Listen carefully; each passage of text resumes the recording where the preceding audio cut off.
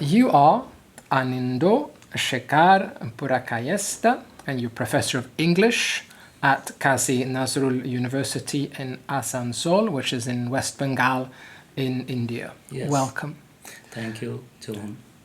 In your research, you've paid very close attention to the history and literature of pre-colonial, colonial and post-colonial India, and to the way that post-colonial studies has been practiced in India. Right. And since its liberation from the British Empire after World War II, India has been absolutely central to post-colonial studies, of course. Right. But what is the status of the field in India today? Okay, that's interesting. Yes, it's true that India figured quite centrally, in this whole parlance of post-colonial studies. And I think that has got something to do with the long stretch and span of the freedom struggle that India fought against the British colonizer. It began in late 19th century or mid 19th century to be precise, and moved to the middle of the 20th century till the year of 1947, when India got its freedom from colonial rule. So that long span of freedom struggle, its intensity to fight the British Empire in terms of its epistemic battle with the idea of colonialism, its everyday interaction with the colonial machinery, the colonial power. That I would say, or I would believe, drew the imagination of, drew the attention of the entire world. If I'm not mistaken, it had a huge international impact in that way. I remember that W.E.B. Du Bois, who is the father of Pan-Africanism, the Pan-African movement, he wrote to Jawaharlal Nehru, he wrote to Gandhi. They were in touch with each other. So because they wanted to communicate about how to internationalize this liberation optic of India, how to spread that across the globe, so that people, whoever are suffering because of colonialism, whether it is in Africa or in the Middle East or in other parts of Asia, they could come together and learn from India. So in that way, I would say this anti-colonial struggle against the mighty British Empire, that the Indian National Congress and other segments of the nationalist elite who fought against the British, that had to do with India playing a major role in anti-colonial or post-colonial imaginaries to think of a world after colonialism. So I think that is to answer your question about India's central role to the fight against colonialism, and how the whole world responded to it.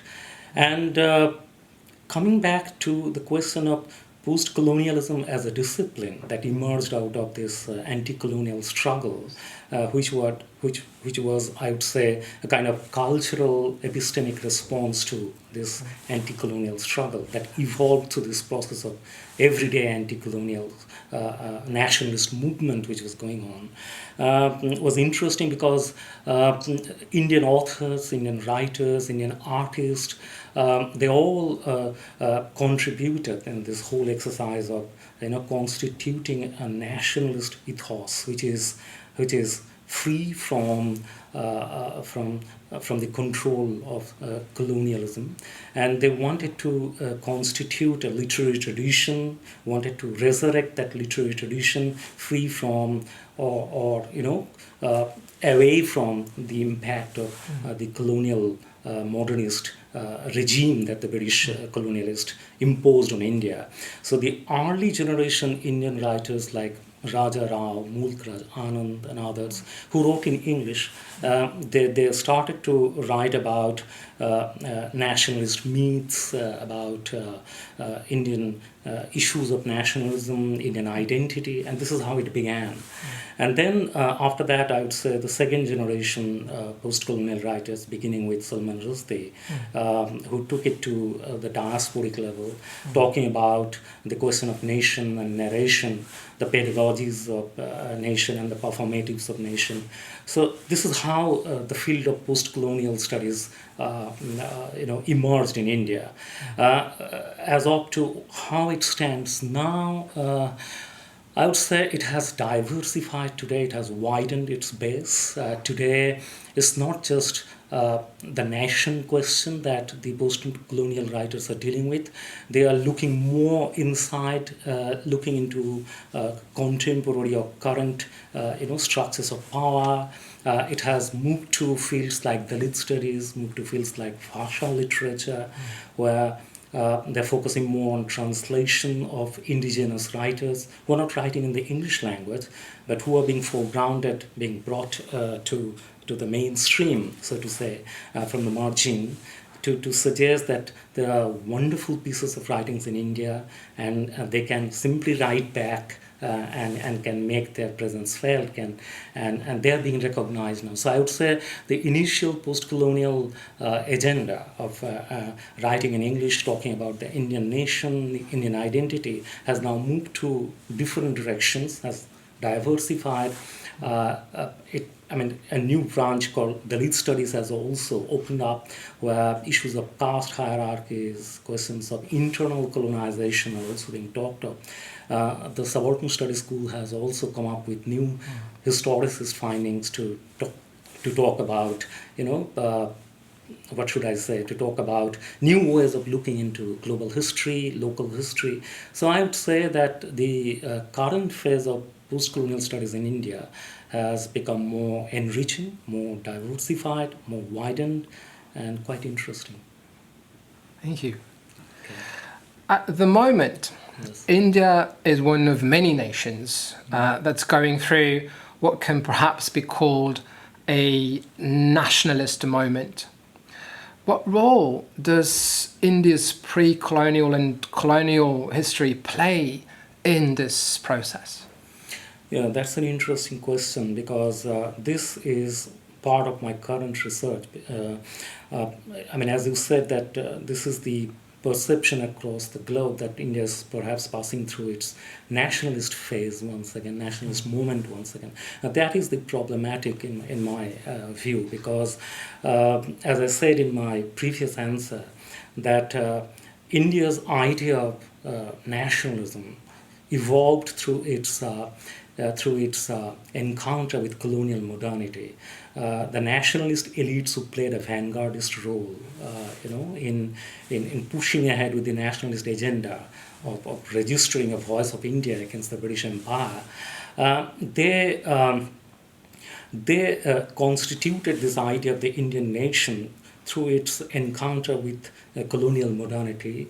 They made it a point to the British colonizer that since colonialism is penetrating into different spheres of India, they retain the cultural space to assert their nationalist identity. So in that way, the originary moment of Indian nationalism, I would say, dates back to that colonial history when India fought against the British. Now, Partha Chatterjee, in his famous book *Nation and Its Fragments* and *Nationalist Thought and Colonial History*, a derivative discourse, called Indian nationalism, or described Indian nationalism as a derivative discourse, because he argued that in India you didn't have any sense of nation pre-existing in Indian history before the arrival of the colonial regime. India was different provinces. India had different dharmic traditions, different cultural spheres spreading across different regions of India. In that way, India was not a single nation. But this idea of a singular Indian nation emerged through its encounter with colonial modernity, and this is where Chatterjee would call it a derivative discourse, because they adopted the model of nationalism from the colonialist idea of nation. So that is the colonial root of Indian nationalist history. During the course of anti-colonial struggle, Gandhi, Nehru and others, they built on this pedagogic aspect of the Indian nation. They thought about the emerging contours of the Indian nation. What would be the idea of the Indian nation? That was the pedagogic moment of thinking about the emergent Indian nationalist imaginary. And I would say that they went through a lot of deliberation. There was discussions, debates about the kind of nation that we want to have. So that was the pedagogic moment. Post 1947, after India's freedom, I would say that was the moment of the performative, because that is where the Indian National Congress started to execute the concept of the Indian nation. And during the Constituent Assembly debates that went for nearly 4 years, the Indian nationalist elites, they discussed, they deliberated, they argued, they debated about what should be the model of nation that India should have. So I think that is the defining moment of Indian nationalism, the Constituent Assembly debate, and all these arguments about India becoming a secular nation, the idea of a pluralist model of India where different religious, cultural affiliations would be accommodated. It would not be identified only with one religious identity. So that is, I think, excellent. I mean, in that way, that's one of the beauties of the originary Indian nationalist movement. However, scholars like Chatterjee and others would say that when it began with the performatives, India faltered in many ways. There were anomalies in its execution of all those principles of the pluralist nation. And during the 1980s, because of different governmental policies which facilitated more democratic process to go on, and because of this deepening of the democratic process, what happened was a kind of a, what should I say, growing plebeianization of vernacularization of the Indian democracy. More marginal voices were empowered to register their voices. As a result of that, the centered look of the Indian nation was problematized. Different voices, as I said, made their presence felt and countered this centrist idea of the Indian nation. And this is what Chatterjee would call the fragments, the nation and the fragments.